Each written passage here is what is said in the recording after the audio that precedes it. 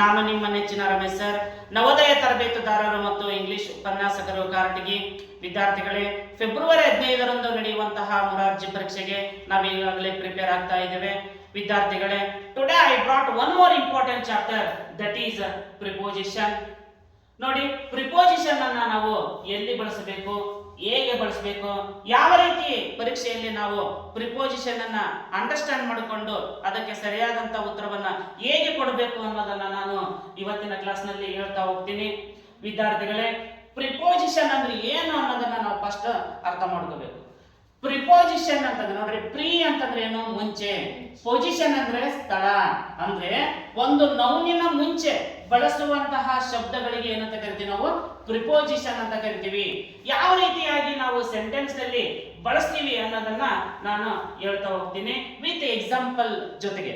ನೋಡಿ, ಇಲ್ಲಿ ಬೈ ಅನ್ನೋದು ಒಂದು ಪ್ರಿಪೋಸಿಷನ್. ಆ ಬೈ ಅನ್ನ ನಾವು ಸೆಂಟೆನ್ಸ್ ನಲ್ಲಿ ಯಾವ ರೀತಿ ಬಳಸಬೇಕು ಅನ್ನೋದನ್ನ ನಾವು ಹೇಳ್ತಾ ಹೋಗ್ತೀವಿ. ನೋಡ್ರಿ, ಬೈ ಅನ್ನು ಇದನ್ನು ವ್ಯಕ್ತಿಯ ಜೊತೆ ಉಪಯೋಗಿಸುತ್ತೇವೆ.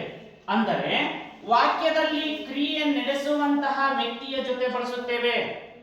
ಅಂದ್ರೆ ಒಂದು ಕ್ರಿಯೆಯನ್ನ ಒಬ್ಬ ವ್ಯಕ್ತಿ ಮಾಡ್ತಾನೆ, ಆ ವ್ಯಕ್ತಿಯ ಜೊತೆ ಏನಂತಂದ್ರೆ ನಾವು ಬೈ ಅನ್ನ ಬಳಸ್ತಾ ಹೋಗ್ತೀವಿ. ನೋಡ್ರಿ, ಇಲ್ಲಿ I have given one example. C, the boy was beaten by teacher. ನೋಡ್ರಿ, ಟೀಚರ್ ಅನ್ನೋದು ಒಂದು ವ್ಯಕ್ತಿ ಅಂದ್ರೆ ನೌನ್. ಆ ನೌನಿನ ಮುಂಚೆ ಏನ್ ಬಳಸಿದ್ದೀನಿ ನಾನು, ಬೈ ಅನ್ನ ಬಳಸಿದ್ದೀನಿ. ಅಂದ್ರೆ ಬೈ ಅನ್ನ ಬಳಸುವುದರಿಂದ ಇದು ಸಂಪೂರ್ಣವಾದ ಅರ್ಥವನ್ನು ಕೊಡುತ್ತದೆ. ನೋಡ್ರಿ, ದ ಬಾಯ್ ಅಂದ್ರೆ ಒಂದು ಹುಡುಗ ಬಡಿಸಿಕೊಳ್ಳಲ್ಪಡುತ್ತಾನೆ. ಹೌದಾ? ಯಾರಿಂದ? ಟೀಚರ್ ಇಂದ.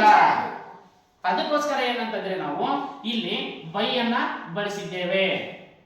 ನೋಡಿ, ಈಗ ಇನ್ನೊಂದು ಎಕ್ಸಾಂಪಲ್ ಅನ್ನ ಕೊಟ್ಟಿದ್ದೀನಿ ನಾನು, ವಿತ್. ವಿತ್ ಅನ್ನ ನಾವು ಎಲ್ಲಿ ಬಳಸಬೇಕು, ಹೌದಾ? ಯಾವ ರೀತಿಯಾಗಿ ನಾವು ಅರ್ಥ ಮಾಡ್ಕೋಬೇಕು ಸೆಂಟೆನ್ಸ್ ನಲ್ಲಿ. ನೋಡಿ, ಇದನ್ನು ವಸ್ತುವಿನ ಜೊತೆ ಉಪಯೋಗಿಸುತ್ತೇವೆ. ಅಂದರೆ ವಾಕ್ಯದಲ್ಲಿ ಕ್ರಿಯೆ ಯಾವ ವಸ್ತುವಿನ ಮೂಲಕ ಆಗುತ್ತದೆ ಅದರ ಜೊತೆ ಬಳಸುತ್ತೇವೆ.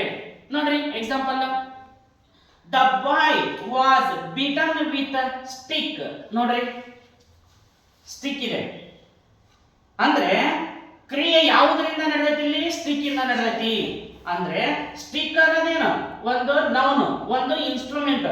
ಅದರ ಮುಂಚಿತವಾಗಿ ಬಳಸಿದ್ವಿ ಯಾವುದನ್ನ, ಇದು ಏನಂತ ಅರ್ಥ ಮಾಡಬೇಕು ನಾವು, ಪ್ರಿಪೋಸಿಷನ್. ನಿಮಗೆ ಪರೀಕ್ಷೆಯಲ್ಲಿ ಕೇಳ್ತಾನೆ, ಒಂದು ಸೆಂಟೆನ್ಸ್ ಅನ್ನ ಕೊಟ್ಬಿಡ್ತಾನೆ ಈ ರೀತಿ. ನೋಡ್ರಿ, ಎಕ್ಸಾಂಪಲ್ ಅನ್ನ ಕೊಟ್ಟಿದ್ದೀನಿ. The boy was bitten dash teacher dash stick ಅಂತ ಹೇಳ್ತಾನೆ. ನೋಡಿ, ಮೇಲೆ ಹೇಳಿದಂತೆ the boy was bitten dash teacher ಅಂದ್ರೆ ಟೀಚರ್ ಅನ್ನೋದು ಇದೆ ಸೆಂಟೆನ್ಸ್ ನಲ್ಲಿ. ಟೀಚರ್ ಅನ್ನೋದೇನು, ವ್ಯಕ್ತಿ. ವ್ಯಕ್ತಿಯ ಮುಂಚಿತವಾಗಿ ಬರೋದು ಯಾವುದು, ಬೈ. ನೆಕ್ಸ್ಟ್ ನೋಡ್ರಿ, ಡ್ಯಾಶ್ ಸ್ಟಿಕ್ ಅಂತ ಇದೆ. ನಾವು ಎರಡನೇದ್ರಲ್ಲಿ ನೋಡಿದಂಗೆ ವಿತ್ ಅನ್ನು ಎಲ್ಲಿ ಬಳಸಬಹುದು, ಬಿಫೋರ್ ಇನ್ಸ್ಟ್ರೂಮೆಂಟ್. ಹೌದಾ? ಅಂದ್ರೆ ಒಂದು ಕಟ್ಟಿಗೆ ಇದೆ, ಆ ಕಟ್ಟಿಗೆಯ ಮುಂಚೆ ಏನ್ ಬಳಸಿದ್ವಿ ನಾವು, ವಿತ್ ಅಂತ ಬಳಸಿದ್ವಿ. ಈ ರೀತಿಯಾಗಿ ನಾವೇನಂತಂದ್ರೆ ಪ್ರಿಪೋಸಿಷನ್ ಅನ್ನ ಅರ್ಥ ಮಾಡ್ಕೊಂತ ಹೋಗ್ಬೇಕು. ನೋಡ್ರಿ, ಇನ್ನೊಂದು ಕೊಟ್ಟಿದ್ದೀನಿ ನಾನು, the bird was killed dash him with A gun. ನೋಡ್ರಿ, ಇಲ್ಲಿ ಬಾಯ್ ಮತ್ತು ಏನು ವಿತ್ ಅಂತ ಕೊಡ್ತಾನೆ ಪರೀಕ್ಷೆಯಲ್ಲಿ. ಎಲ್ಲೆಲ್ಲಿ ಬಳಸಬೇಕು ಇದನ್ನಂತ ಕೇಳಿದಾಗ ನೋಡ್ರಿ, ಬೈ ಅನ್ನ ಎಲ್ಲಿ ಬಳಸಬೇಕು, ಬಿಫೋರ್ ಪರ್ಸನ್. ವಿತ್ ಅಲ್ಲಿ ಬಳಸಬೇಕು, ಬಿಫೋರ್ ಇನ್ಸ್ಟ್ರೂಮೆಂಟ್. ಹೌದಾ?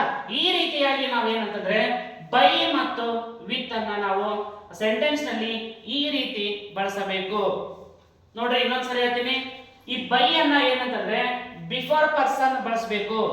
ವಿತ್ ಅನ್ನೋದನ್ನ ಬಿಫೋರ್ ಏನಂದ್ರೆ ಇನ್ಸ್ಟ್ರೂಮೆಂಟ್ ಬಿಫೋರ್ ಬಳಸಬೇಕು. ಹೌದಾ? ಬೈ ಮತ್ತು ವಿತ್ ಮೀನಿಂಗ್ ನಿಮ್ಗೆ ಅರ್ಥ ಆಗೈತೆ ಅಂತ ಅನ್ಕೊಂತೀನಿ. ನೆಕ್ಸ್ಟ್, ನಿನ್ನೆ ದಿನ ನಾವು ಒಂದಿಷ್ಟು ಪ್ರಿಪೋಸಿಷನ್ ಅನ್ನ ಕಲ್ತಿದ್ದೀವಿ. ಅವು ಯಾವ ಅಂತಂದ್ರೆ ನೋಡ್ರಿ, ಆಟ್, ಇನ್, ಆನ್. ಯಾವಾಗ ಸಮಯವನ್ನ ಹೇಳ್ಬೇಕಾದಾಗ time, when we use time, ಓಕೆನಾ? ಯಾವಾಗ ನಾವು ಟೈಮ್ ಅನ್ನು ಯೂಸ್ ಮಾಡ್ತೀವಿ ಅವಾಗ ಎಟ್ ಮತ್ತು ಇನ್ನು ಮತ್ತು ಆನ್ ಅನ್ನು ಯಾವ ರೀತಿ ಬಳಸಬೇಕು. ನೋಡ್ರಿ, ಎಟ್ ಅನ್ನೋದು ಸಮಯವನ್ನ ಬಳಸುವಾಗ ಯಾವಾಗ ಬಳಸ್ಬೇಕು, ನೋಡ್ರಿ ಯಾವಾಗ ಬಳಸ್ಬೇಕಂತಂದ್ರೆ ಗಡಿಯಾರದ ಸಮಯಗಳು ಬಂದಾಗ. ನೋಡ್ರಿ, 9 ಗಂಟೆ, 10 ಗಂಟೆ, 12 ಗಂಟೆ, 5 ಗಂಟೆ, ಈ ರೀತಿ ಗಡಿಯಾರದ ಸಮಯವನ್ನ ಹೇಳುವಾಗ ನಾವು ಎಟ್ ಅಂತ ಬಳಸಬೇಕು. For example, we wake up early morning at 4 o'clock 4 AM ಅಂದ್ರೆ ಗಡಿಯಾರದ ಸಮಯವನ್ನ ಹೇಳುವಾಗ ನಾವು at ಅನ್ನು ಬಳಸಬೇಕು.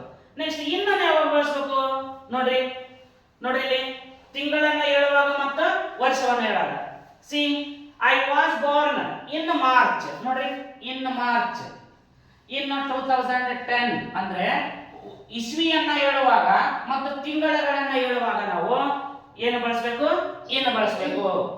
ನೆಕ್ಸ್ಟ್ ಆನನ್ನ ಯಾವಾಗ ಬಳಸೋದು ನೋಡ್ರಿ ಆನನ್ನ ಯಾವಾಗ ಬಳಸ್ತೀವಿ ನಾವು ನೋಡ್ರಿ ದಿನಗಳನ್ನ ಹೇಳುವಾಗ ಈಗ ಮಂಡೇ ಟ್ಯೂಸ್ಡೇ ಹೌದಾ ಈ ರೀತಿ ಹೇಳುವಾಗ ಸಂಡೇ ಮಂಡೇ ಟ್ಯೂಸ್ಡೇ ಹೇಳುವಾಗ ನೋಡ್ರಿ ಆನನ್ನ ಬಳಸಬೇಕು. ನೋಡ್ರಿ they come to school on Monday ಹೌದಾ ಆನ್ ಅಂದ್ರೆ ದಿನಗಳನ್ನ ಹೇಳುವಾಗ ನಾವೇನ್ ಬಳಸಬೇಕು ಆನ್ ಬಳಸಬೇಕು. ನೋಡ್ರಿ ತಿಂಗಳು ಮತ್ತು ವರ್ಷವನ್ನ ಹೇಳುವಾಗ ನಾವೇನ್ ಬಳಸಬೇಕು ಇನ್ ಬಳಸಬೇಕು. ಗಡಿಯಾರದ ಸಮಯವನ್ನು ಹೇಳುವಾಗ ನಾವು at ಅಂತ ಬಳಸಬೇಕು. ನೋಡ್ರಿ ಈಗ ಇನ್ನೊಂದಿದೆ ಸ್ಥಳವನ್ನ ಹೇಳುವಾಗ at in on ಅನ್ನ ಬಳಸ್ತೀವಿ. ನೋಡ್ರಿ ಇಲ್ಲಿ ಎಕ್ಸಾಂಪಲ್ ಕೊಟ್ಟಿದ್ದೀನಿ. at ಅನ್ನ ಸ್ಥಳವನ್ನ ಹೇಳುವಾಗ at ಅನ್ನ ಹೇಗೆ ಯೂಸ್ ಮಾಡಬೇಕು ನೋಡ್ರಿ at ನೋಡ್ರಿ ಇಲ್ಲಿ I was born at RG Nagar ಅಂದ್ರೆ ಸಣ್ಣ ಹಳ್ಳಿಗಳಾಗಿರ್ಬೋದು ಮತ್ತು ಸಣ್ಣ ಪಟ್ಟಣಗಳಾಗಿರ್ಬೋದು ಇವುಗಳನ್ನು ಹೇಳುವಾಗ ಏನಂತಂದ್ರೆ ನಾವು at ಅನ್ನ ಬಳಸ್ತೀವಿ. For example you are from village yes or no you are come from villages.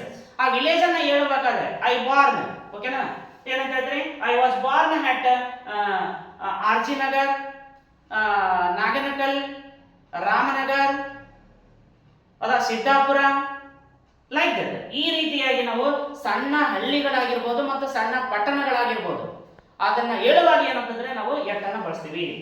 Next ಇನ್ನಂತ ಯಾವಾಗ ಬಳಸೋದು ನೋಡ್ರಿ ದೊಡ್ಡ ಸಿಟಿಗಳಿದ್ದಾಗ ಫಾರ್ ಎಕ್ಸಾಂಪಲ್ ನೋಡ್ರಿ my sister lives in Mysore ಎಲ್ಲಿ ಬಳಸ್ಬೇಕು ಗೊತ್ತಾಯ್ತಾ ದೊಡ್ಡ ಸಿಟಿಗಳಿದ್ದಾಗ. ಮತ್ತು at ಅನ್ನ ಎಲ್ಲಿ ಬಳಸಬೇಕು ಸಣ್ಣ ಏನಿದ್ದಾಗ ಹಳ್ಳಿಗಳಿದ್ದಾಗ ಪಟ್ಟಣಗಳಿದ್ದಾಗ ಮತ್ತೆ ಏನ ಬಳಸಬೇಕು ನಾವು at ಅನ್ನ ಬಳಸಬೇಕು. ನೆಕ್ಸ್ಟ್ ಇನ್ನೊಂದಿದೆ ಆನನ್ನ ಎಲ್ಲಿ ಬಳಸಬೇಕು ಸ್ಥಳಗಳನ್ನು ಹೇಳುವಾಗ that new book on the table. ನೋಡ್ರಿ ಸರ್ಫೇಸ್ ಅಂದ್ರೆ ನೋಡ್ರಿ ಈಗ ಚಾಪೀಸ್ ಅನ್ನ ನಾನು ಏನ್ ಮಾಡ್ಬಿಡ್ತೀನಿ ಬೋರ್ಡ್ ಮೇಲೆ ಇಡ್ತೀನಿ. ದ ಚಾಪೀಸ್ ಆನ್ ದ ಬೋರ್ಡ್ ಅಂದ್ರೆ ಸರ್ಫೇಸ್ ಅನ್ನ ಹೇಳುವಾಗ ಏನನ್ನ ಬಳಸ್ತೀವಿ ನಾವು ಆನನ್ನ ಬಳಸ್ತೀವಿ. ಯಾವಾಗ ಸ್ಥಳವನ್ನ ಹೇಳುವಾಗ. ನೋಡ್ರಿ ಇನ್ನೊಂದ್ಸರಿ ಹೇಳ್ತೀನಿ ಸಮಯವನ್ನ ಬಳಸುವಾಗ at ಅನ್ನ ಎಲ್ಲಿ ಬಳಸಬೇಕು ಗಡಿಯಾರದ ಸಮಯವನ್ನು ಬಳಸಿದಾಗ. ಸಮಯವನ್ನ ಯೂಸ್ ಮಾಡುವಾಗ ಇನ್ನು ಎಲ್ಲಿ ಬಳಸಬೇಕು ತಿಂಗಳುಗಳು ಮತ್ತು ವರ್ಷವನ್ನ ಹೇಳುವಾಗ. ಆನನ್ನ ಯಾವಾಗ ಸಮಯವನ್ನ ಹೇಳುವಾಗ ಎಲ್ಲಿ ಬಳಸಬೇಕು ಯಾವಾಗ ದಿನಗಳನ್ನ ಹೇಳುವಾಗ. ನೆಕ್ಸ್ಟ್ ಇಲ್ಲಿ ಸ್ಥಳಗಳನ್ನ ಹೇಳುವಾಗ ನಾವು at ಅನ್ನ ಎಲ್ಲಿ ಯೂಸ್ ಮಾಡಬೇಕು ಸಣ್ಣ ಹಳ್ಳಿ ಅಥವಾ ಸಣ್ಣ ಪಟ್ಟಣ ಹೇಳುವಾಗ. ನೆಕ್ಸ್ಟ್ ಸ್ಥಳವನ್ನ ಹೇಳುವಾಗ ಇನ್ನನ್ನ ಎಲ್ಲಿ ಬಳಸಬೇಕು ದೊಡ್ಡ ಸಿಟಿಗಳಲ್ಲಿ ಸಿಟಿ ಇದ್ದಲ್ಲಿ ನೋಡ್ರಿ ಇನ್ ಮೈಸೂರು. ನೆಕ್ಸ್ಟ್ ಸ್ಥಳವನ್ನ ಹೇಳುವಾಗ ಆನನ್ನ ಎಲ್ಲಿ ಬಳಸಬೇಕು ನಾವು ನೋಡ್ರಿ ಆನನ್ನ ಸರ್ಫೇಸ್ ಅಂದ್ರೆ ಯಾವ್ದೇ ನೋಡ್ರಿ for example the book on the table the cat on the table. ಈ ರೀತಿ ಸರ್ಫೇಸ್ ಅನ್ನ ಯೂಸ್ ಮಾಡುವಾಗ ನಾವೇನಂತಂದ್ರೆ ಆನನ್ನ ಬಳಸ್ತೀವಿ. ಈ ರೀತಿಯಾಗಿ ಏನಂತಂದ್ರೆ ನಾವು ಪ್ರಿಪೋಸಿಷನ್ ಅನ್ನ ಸ್ವಲ್ಪ ಅಂಡರ್ಸ್ಟ್ಯಾಂಡ್ ಮಾಡ್ಕೊಂಡಿದ್ದೆ ಅಂತಂದ್ರೆ ಪರೀಕ್ಷೆಯಲ್ಲಿ ನಾವು 1 ಮಾರ್ಕ್ಸ್ ಅಂತೂ ತೆಗೆದುಕೊಳ್ಳೋದು ಗ್ಯಾರಂಟಿ. ಪ್ರಿಪೋಸಿಷನ್ ಮೇಲೆ 1 ಮಾರ್ಕ್ಸ್ ಅಂತೂ ಫಿಕ್ಸ್ ಹೌದಾ. ಅಟ್ಲೀಸ್ಟ್ ನಮಗೆ by with at on in between above ಈ ರೀತಿ ಕೊಟ್ಟಂತ ಶಬ್ದಗಳು ಇವು ಪ್ರಿಪೋಸಿಷನ್ ಅನ್ನೋದು ಗೊತ್ತಾಯ್ತಂತಂದ್ರೆ ನೀವು ಆನ್ಸರ್ ಅನ್ನ ಈಸಿಯಾಗಿ ಮಾಡ್ಬೋದು. ಇದು ಮೊರಾರ್ಜಿ ಪರೀಕ್ಷೆಯಲ್ಲಿ ಅಷ್ಟೇ ಅಲ್ಲ ಎಲ್ಲಾ ಕಾಂಪಿಟೇಟಿವ್ ಎಕ್ಸಾಮ್ಗೂ ಕೂಡ ಪ್ರಿಪೋಸಿಷನ್ ಕೇಳ್ತಾನೆ. ಈಗಲೇ ನೀವೇನಂತಂದ್ರೆ ಇದು ಪ್ರಿಪೇರ್ ಆಗಿದ್ದೆ ಅಂತಂದ್ರೆ ಮುಂದೆ ಯಾವುದೇ ಕಾಂಪಿಟೇಟಿವ್ ಎಕ್ಸಾಮ್ ನಲ್ಲಿ ಯಾವುದೇ ರೀತಿ ಕ್ವಶನ್ಗಳನ್ನ ಕೇಳಿ ಪ್ರಿಪೋಸಿಷನ್ ಮೇಲೆ ನೀವು ಆನ್ಸರ್ ಮಾಡ್ತೀರಿ. ಅರ್ಥ ಆಗುತ್ತೆ ಎಲ್ಲರಿಗೂ? Okay, good luck. ಮತ್ತೆ ಮುಂದಿನ ಕ್ಲಾಸ್ ನಲ್ಲಿ ಮತ್ತೆ ಭೇಟಿಯಾಗೋಣ. ಎಲ್ಲರಿಗೂ ಗುಡ್ ಲಕ್.